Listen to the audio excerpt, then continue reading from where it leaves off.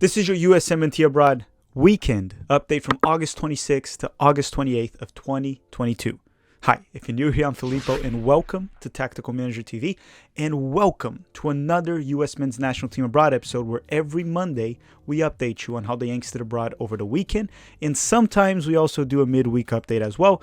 After all, this is a channel favorite. Now, one story that hasn't been talked about enough this past week is that Mix Diskerud will be playing in the Europa League. And a wise man once said, Breck Shea walked so Mix could run. That was me. That was me. I was the wise man that said that. Also, thank you for hitting the like button. Let's keep it going above 1,000 likes per episode. It's amazing the amount of support y'all be giving us, and that's what keeps us going. So let's play the intro, and let's start with the updates.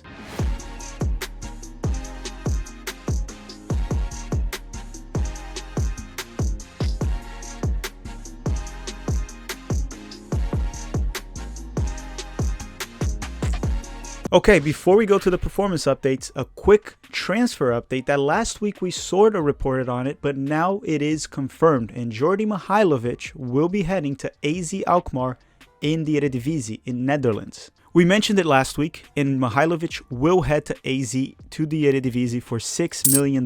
Now it is confirmed. He will stay on a loan with Montreal till the end of the MLS season, as Montreal are currently in second place in the East at the time of this recording, and Mihailovic has 7 goals and 4 assists in 20 matches played. I also think this is a very good move for him. I mean, I talked about this before. I didn't think he was ready for a top 5 league, but he heads to a very competitive league, to a very competitive team, and I think Mihailovic should be considered for the US men's national team in the September camp. But that doesn't really matter much for this video. My opinions on the US men's national team September camp. We'll do a separate video for that. Now let's go to the performance updates. The first player, as always, Christian Pulisic from Chelsea. On Saturday, Pulisic started off on the bench and came in for Chelsea at the 75th minute during their 2-1 win over Leicester in the English Premier League. When he came in, they had a 2-1 lead and they were man down, so there's not much to comment here about his performance. It is unlikely that Pulisic will leave Chelsea at the moment, but if he does leave before the World Cup, it will happen no later than this Thursday, which is when the transfer window closes. Yeah, so this Thursday, the transfer window in Europe will finally close, September 1st. If you guys want us to do a live stream for the closure of the window, the last hour or so, I'll gladly do so. So just let us know in the comment section down below. Now, the next player we got to update you on is Weston McKennie from Juventus. On Saturday, Weston started off on the bench for Juve and came in at the 77th minute for them during their 1-1 draw with Roma. He came in for Cuadrado and played as a right winger. Now, it makes sense for him to come off the bench. He has been a bit rusty since returning from injury, and he did start the previous games and didn't do that well. But I'm hoping he'll be in good form by the time the US men's national team September camp arrives, and obviously the World Cup, and healthy. I think that's the main priority for sure. Okay, now Giovanni Reina from Borussia Dortmund. On Saturday, Giovanni Reina was not with Dortmund for their Bundesliga match. Now, it seems like he has been available for their home games, but he's not traveling for their away games. The exact reason for that is unclear. I really don't know. There has been no reports on that, but we have to assume that it's just them bringing him back slowly, and that is probably part of his rehabilitation from last season's injuries. Let's just hope he is ready to go in October, playing on a weekly basis and catching good form for the World Cup. But the same thing I said for Weston.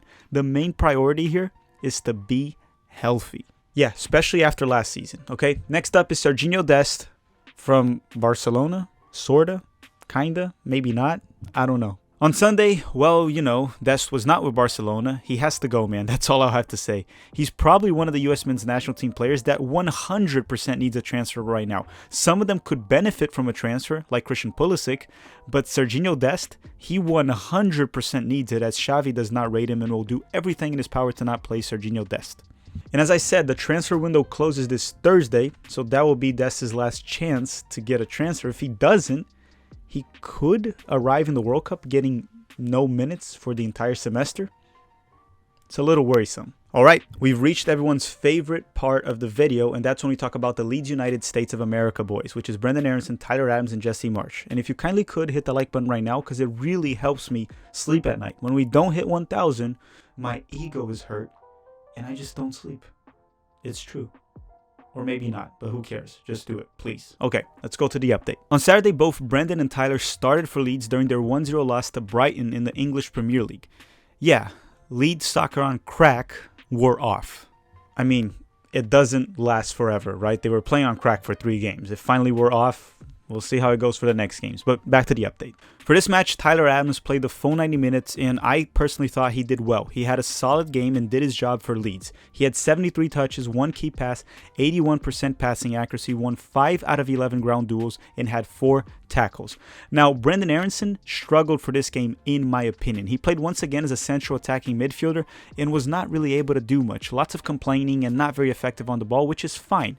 He has had 3 great games this season and 1 bad one. He's still off to an amazing start. Now, for this specific game, Brendan Aronson had 39 touches at 89.5% passing accuracy, won 6 out of 13 ground duels, and there's not much more to add there besides him getting a yellow card. Now, talking about Jesse Marsch, I don't really blame him for Leeds United's bad performance. I mean, Brighton is a great team, and we saw also the Ecuadorian stars, Moises Caicedo and Pervis Estupiñán, completely ball out. But I do have to say that Jesse Marsch got a yellow card for doing a bounce pass. No, really, he got a yellow card for doing a bounce pass. You can't make this stuff up. Maybe he should have gone behind the back. That's probably the right way to do, right? Greg never gets a yellow card for it. Before we finish the Leeds United States of America section, there's one thing I want to talk about because I saw this at Fútbol Americas last week, and I want to talk about these stats from Leeds comparing Bielsa and Jesse Marsch. Look, I am no XG merchant or even a big fan of the stat that is so-called expected goals, which is essentially the amount of goals that a club was expected to score on that match based off the chances they created. But it can be useful for certain analysis. Now, for this week, I was watching Fútbol Americas, and they compared stats between Jesse Marsch and Bielsa since the start of the 2021-2022 season only with Leeds. So, points aside, I'm not going to analyze that.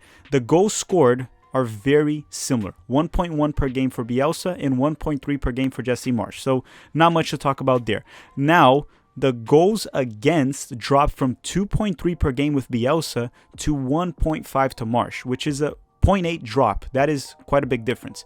Now, the opponent's XG, or expected goals, dropped from 1.5 to 0.6, which is a 0.9 drop, which is very close to the 0.8 drop that we saw on the goals per game. So the conclusion here is that the defensive efficiency, which is goals allowed minus the expected goals, is basically the same, 0.8 and 0.9. The difference is almost identical. What I'm trying to say here is that the quality of their defense is essentially the same, but Jesse Marsch's zonal pressing system has limited the opposition in terms of chances created when compared to Bielsa's man-marking pressing system. Now, I'm sure that there's roughly 10 more games for Bielsa out there, but Leeds United has allowed far less goals under Jesse Marsch, and that's not even debatable. I hope I explained that in a way that everyone could understand, and I apologize for my little soccer nerd moment, okay? I'm not one of those Twitter tacticians, but I just thought those stats really caught my attention. Okay, now let's go by positions, and we'll start the goalkeepers, then go fullbacks, center backs, midfielders, forwards, whatever it is. Let's start the goalkeepers, and first and foremost, we're going to go with Zach Steffen from Middlesbrough, and obviously Matthew Hoppe, because he also plays for Middlesbrough, even though he's not a goalkeeper. On Saturday, Zach Steffen and Matthew Hoppe were not available for Middlesbrough for different reasons, essentially. So Zach Steffen due to an injury, so that's not good. We don't know how severe it is, but Zach has been dealing with injuries the past few seasons, so it's not good to hear that. Now, Matthew Hoppe played with the U21 team on Friday, so he was not available for their match on Saturday with the senior squad. However, for the U21 match, Matthew Hoppe did get a brace. It's obviously not ideal. You would want him to play with the senior team, but he was likely there to get match fitness. Or maybe it's just his level. Who knows? We will find out on the next few months for Hoppe. Next up is Ethan Horvath, the goalkeeper for Luton Town in the EFL Championship, aka the English Second Division. On Friday, Ethan Horvath started and went the full 90 minutes for Luton Town during their 1-1 draw with Sheffield United in the EFL Championship. Now Matt Turner from Arsenal and Tim Ream and Jedi Robinson from Fulham, because Arsenal and Fulham faced each other over the weekend. And obviously, when I meant by Matt Turner, we know he stayed on the bench the full 90 minutes for Arsenal, as always. So on Saturday, as I said, Matt Turner stayed on the bench the full 90 for Arsenal, while Tim Ream and A-Rob both starred for Fulham during their clash. Now, the game ended up with Arsenal defeating Fulham 2-1. Tim Ream played 88 minutes and was subbed out late in the game for a forward when Fulham was desperately trying to pull a draw. Now, A-Rob played the full 90 minutes. In terms of performance, I only half watched this game. I was paying attention to Joe Scally facing Bayern Munich, but they looked fine from the little bit that I watched against Arsenal. If you fully watched the game, Fulham versus Arsenal, drop a comment down below in regards to Tim Ream and Jedi Robinson's performances. Yeah, so I was half watching it with the second screen, and the moments I was watching them, I thought Tim Ream did a decent job to a good job on Gabriel Jesus, but I don't think my take would be very reliable here, so let me know your thoughts down below. Now, the last goalkeeper that I want to give a shout out is Josh Cohen from Maccabi Haifa in Israel, because he will be playing in the UEFA Champions League group stage. So I just want to give a shout out to him. Obviously, when he plays in the Champions League, we will most certainly be covering him and hoping he does the best. He got a tough group. I'll tell you that. That's as much as I'll go with that. Now let's go to the center backs and start with John Brooks. And John Brooks is still unemployed. Still no club. The transfer window closes on Thursday, so maybe he's just waiting for a club to be desperate and to pay him a lot of money. I don't know what's up with Brooks, but he still does not have a club at the time of this recording. It's crazy to think. Now, still at the center backs, we're going to go to Chris Richards from Crystal Palace in the English Premier League. On Saturday, Chris Richards started off on the bench for Crystal Palace and came in at the 57th minute during their 4-2 loss to Manchester City. Now, he came in for Palace when they had a 2-1 lead, and he played as a left back in a back five, which was quite odd to me. And unfortunately, he did struggle. He did have blame on at least 2 of the goals. And also, unfortunately, he was facing Erling Haaland. They got a hat-trick and got the win for Manchester City, the 4-2 win when they were down 2-0 at one point. Not a good performance for Chris Richards, but I would not look into it too much. For starters, it's Manchester City, and also he's not a left back, so I'm not sure why Patrice Vieira put him in that position anyway. Regardless, we'll keep track of Chris Richards and hope his minutes go up and he gets it going in the Premier League. But as of now, it's been a little bit of a bumpy start. But again, he's not a left back, so it's really hard to judge a player playing out of his position against a team like Manchester City, which might be the best team in the world. Next up is Eric Palmer-Brown from Troyes in France. On Sunday, Palmer-Brown started and played the full 90 minutes for Troyes during their 3-1 win over Angers in Ligue 1. For this match, Palmer-Brown had 6 clearances, 1 clearance off the line, 2 blocked shots, 1 interception, also adding 42 touches and a 90% passing accuracy. Along with all that, he did lose all 2 of his ground duels, but he did manage to win 4 out of 5 aerial duels. Next up on the list is Mark McKenzie from Genk in Belgium. On Saturday, McKenzie started and went the full 90 minutes for Genk during their 4-0 win over RFC in Belgium. As we reported last week, Genk did sell one of their starting center backs. Therefore, Mark McKenzie is now a starter. Next up is Cameron Carter-Vickers from Celtic in Scotland. On Sunday, CCV started and played the full 90 minutes for Celtic during their 9-0. Yeah, 9-0.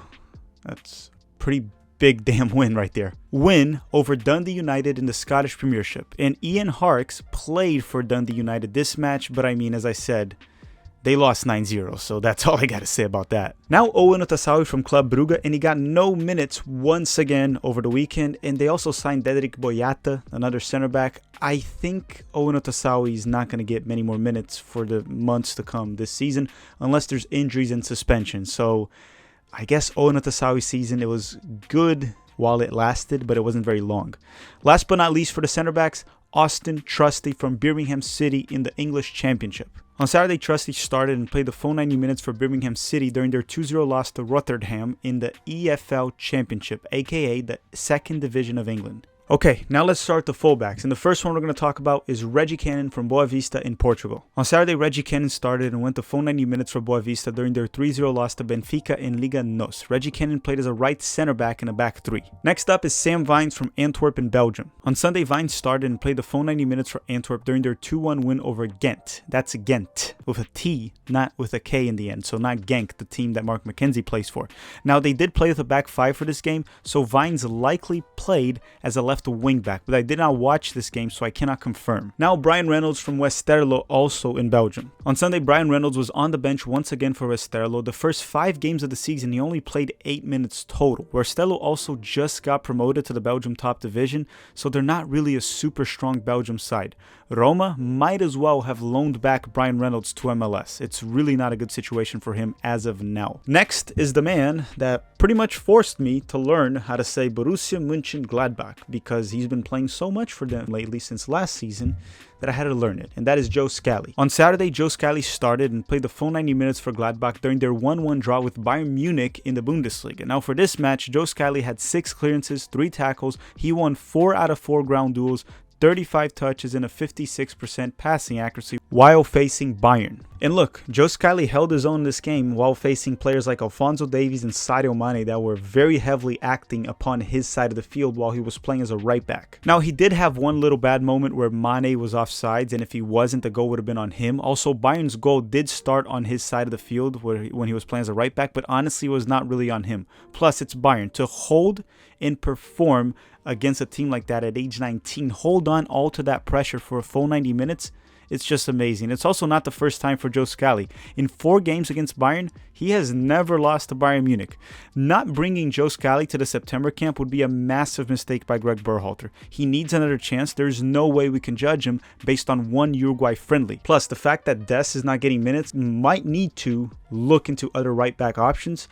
We need to see Joe Scally on the September camp, and I believe Greg Berhalter will bring him, but we'll talk about that in another video. Now, Kevin Paredes was not with Wolfsburg this weekend for their Bundesliga match. It's a little odd because on the previous weekend, he did play for them a couple minutes, and he looked pretty good, so I thought his minutes would go up or he'll at least be on the bench, but that didn't happen. And about Jonathan Gomez, many of you have been asking about why are we not reporting on Jogo. Right now, he's playing for Real Sociedad B that plays in the 3rd division of Spain, so maybe occasionally we'll report on him, but until he moves on to a more competitive league, I don't really see a point on reporting the Mexican-American dual national for the time being. Okay, if he gets minutes with Real Sociedad's A team or even makes the bench, we will be reporting on him. As of now, we're just going to keep an eye on Jonathan Gomez. Now let's go to the midfielders, and we'll start with Yunus Musa from Valencia, and they play on Monday when this video comes out. So at the time of this recording, they haven't played yet. If you're watching Yunus Musa play for Valencia, you know the drill. Drop a comment. Did he start? Did he play as a central midfielder? Did he do good? Did he do bad? You know the drill.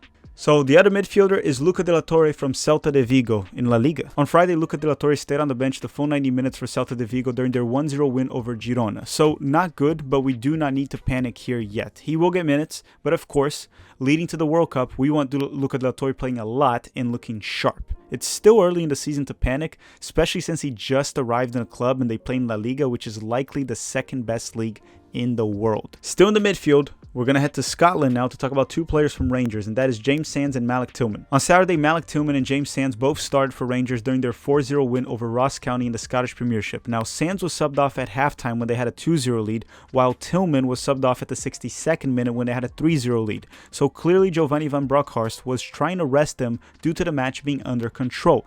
Also due to the fact that they came from a massive win during the midweek where Sands and Tillman both started and went the full 90 minutes during their 1-0 win away against PSV to get Rangers to the Champions League group stage. Not just that, Malik Tillman got the assist with a nice press that led to a steal where he would pretty much give the goal to his teammate. That goal was 75% on Malik Tillman to get them the 1-0 win over PSV and get Rangers to the group stage of the UEFA Champions League. So great season for the Rangers boys so far, James Sands and Malik Tillman. Now let's go to Venezia and talk about the Venezia boys. So on Sunday, Tanner Tessman started and played 62 minutes for Venezia during their 1-1 draw with Cittadella in the Serie B. Now Busio was not available due to injury. How severe? We're not sure. They did not specify it yet. Novakovic came off the bench at the 84th minute for Venezia. Jack de Vries came off the bench at halftime, and Patrick Leal stayed on the bench the full 90 minutes. Next up is Johnny Cardoso. He's been playing well for Internacional lately, but he plays on Monday, so I got no updates on him for today.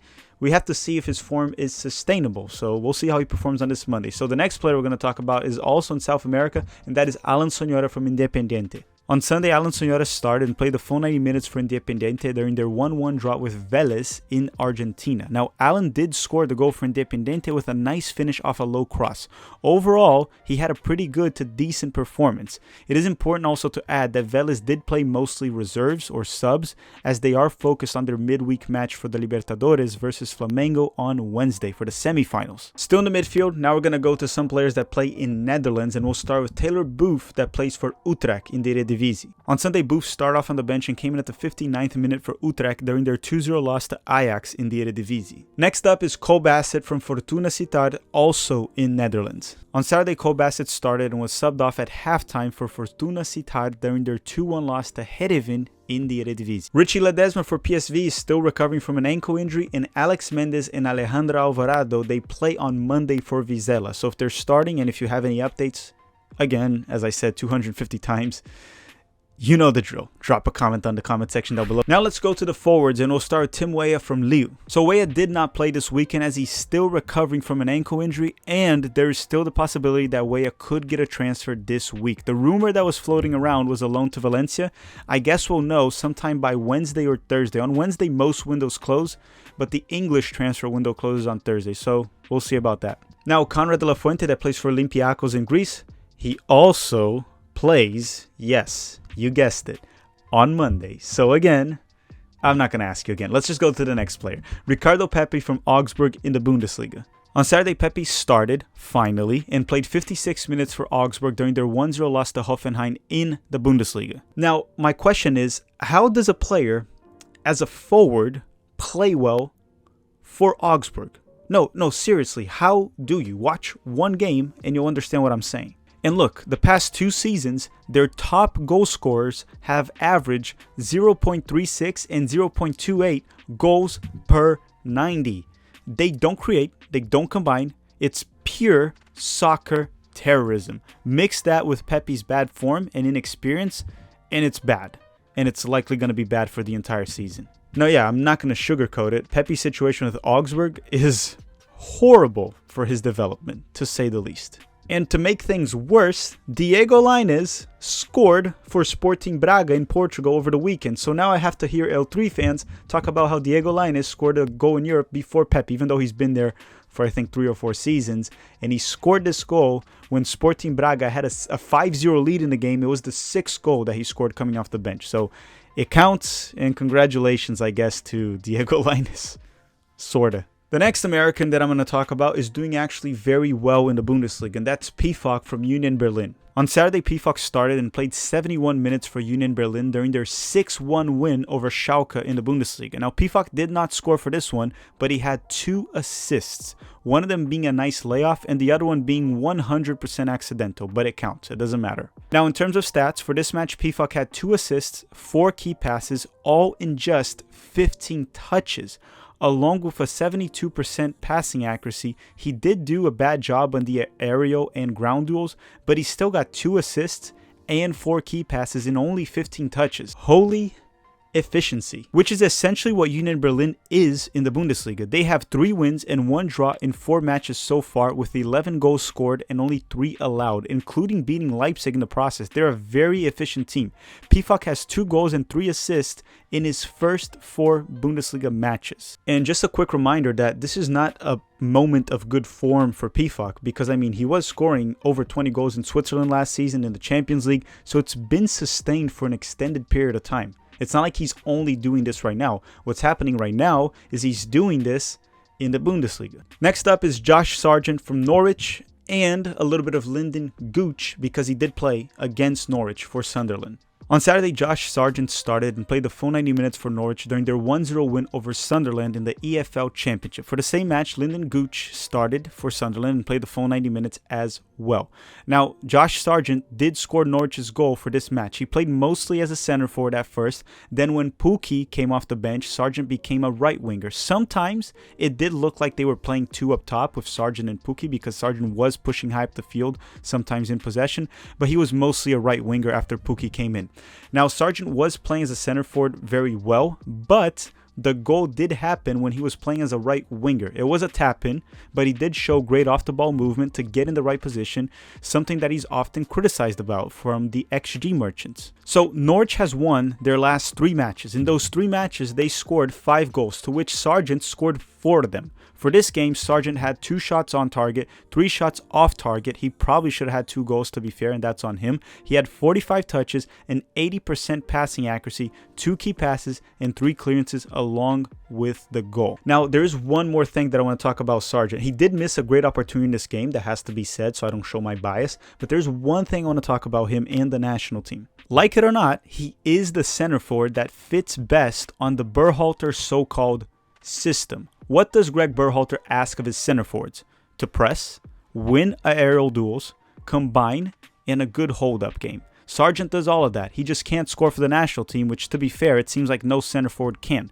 So I think if Sargent continues to play like this for the next 2 weeks, he deserves a look in the September camp and possibly go to the World Cup if he keeps it going. The next center forward is Haji Wright from Antalyaspor in Turkey, and he also just can't stop scoring. On Friday, Haji Wright started and played the full 90 minutes for Antalyaspor during their 5-2 loss to Gaziantep in Turkey.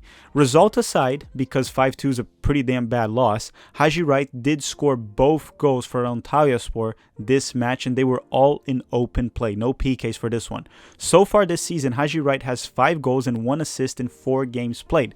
Now, if you take into account part of last season, the last 15 games in the Turkish league, he has had 14 goals and 3 assists. Now, I do want to say one thing. The Turkish league is probably about the same level as MLS nowadays. They are going through one of the worst moments that I've seen, at least in my lifetime. They don't even have a club in the Champions League group stage this season, but Haji Wright is averaging over 1 goal contribution per game in the past 15 games. Regardless of being the Turkish league, this is pretty damn impressive. Next up is Floating Balogun from Reims in Ligue 1. On Sunday, Balogun started and played 60 minutes for Reims during their 1-1 draw with Lyon in Ligue 1. The draw is not a bad result for Reims because Lyon is a very good team, but they did have the lead up to the 86th minute, and it was at home, so it sort of felt like a bad result. Alright everyone, that does it for this episode. If I didn't mention some players, it's because they probably didn't get any minutes, or there's really just not much to talk about. There's too many players to report on, so that is it for this video. Don't forget to smash the like button before you go for support, and that's all I have to say. Thank you once again, BetOnline, for sponsoring this video. And thank you for watching, and have a great day.